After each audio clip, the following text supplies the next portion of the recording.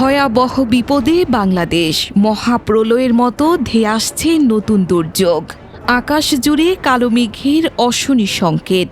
হাজির হতে যাচ্ছে নতুন বৃষ্টি বলয়, সঙ্গে তীব্র বজ্রপাত, দমকা হাওয়া আর টানা ভারী বর্ষণের পূর্বাভাস। বাড়ছে পাহাড় ধস, পাহাড়ি ঢল আর আকস্মিক বন্যার শঙ্কা। ইতিমধ্যেই কক্সবাজারে হয়েছে রেকর্ড বৃষ্টিপাত। পাহাড় ধসে রোহিঙ্গা শিবিরে নিহত হয়েছে 2 জন সহ মোট 7 জন। একের পর এক বাতিল হচ্ছে চট্টগ্রাম রুটের ট্রেন শিডিউল। আবহাওয়া অফিস জানিয়েছে আগামী কয়েক ঘণ্টা বাংলাদেশের জন্য অত্যন্ত সংকটময়। ধেয়ে আসছে আরও ভারী থেকে অতি ভারী বৃষ্টিপাত।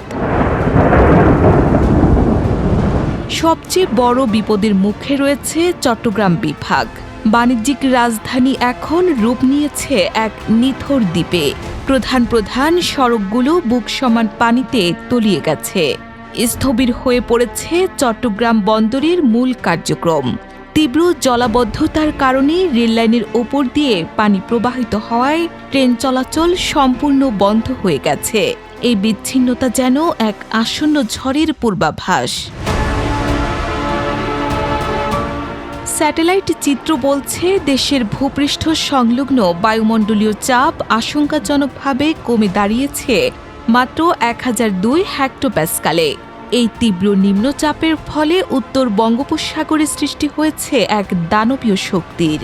আবহাওয়া অধিদপ্তর ইতিমধ্যেই সমুদ্র বন্দরগুলোতে জারি করেছে 3 নম্বর স্থানীয় সতর্ক সংকেত।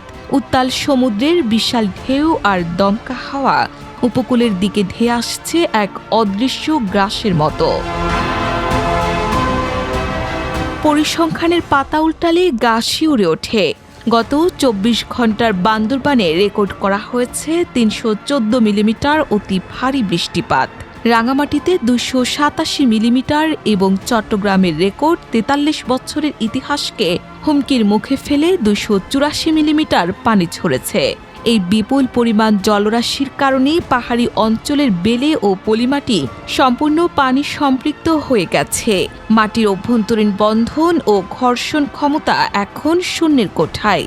যে কোনো মুহূর্তে খাড়া পাহাড়ের বুক চিরে নেমে আসতে পারে প্রাণঘাতী পাহাড় ধস। পাহাড়ি জেলা বন্দর রাঙামাটি ও খাগড়াছড়িতে এখন মৃত্যুর হাতছানি। অবিরাম বৃষ্টিতে পাহাড়ের মাটি নরম হয়ে ধসে পড়ার উপক্রম হয়েছে।